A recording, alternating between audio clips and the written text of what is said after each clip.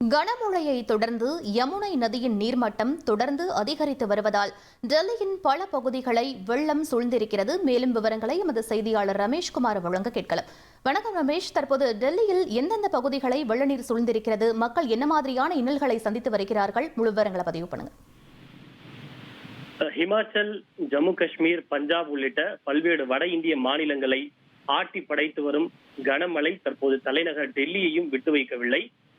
தொடர்ந்து பெய்து வரும் கனமழை மற்றும் யமுனை ஆற்றில் நீர்மட்டம் அதிகரித்து வருவது காரணமாக தலைநகர் முழுவதும் பல்வேறு இடங்களில் வெள்ளக்காடாக காட்சியளிக்கின்றது.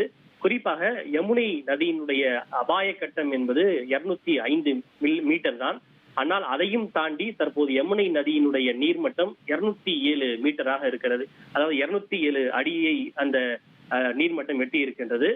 வரலாற்றில் இந்த 63 ஆண்டுகால வரலாற்றில் 3 முறை மட்டும்தான் அபாய கட்டத்தை யமுனை நதி எட்டியிருப்பதாகவும், அந்த வகையில் இந்த முறையும் அபாய கட்டத்தை தாண்டி யமுனை நதி நீர்மட்டம் எட்டியிருப்பதாக கூறப்படுகின்றது.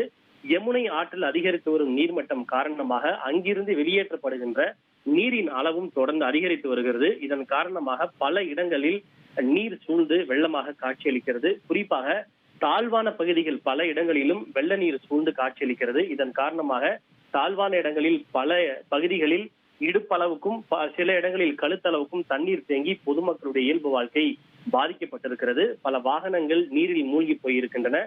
கால்நடைகளும் இதற்கு தப்பவில்லை. இந்த நிலையில் தேசிய பேரிடர் மீட்பு படையினரும் உள்ளூர் அதிகாரிகளோடு இணைந்து மீட்பு நடவடிக்கையிலே படகுகள் மூலமாக ஈடுபட்டு வருகிறார்கள்.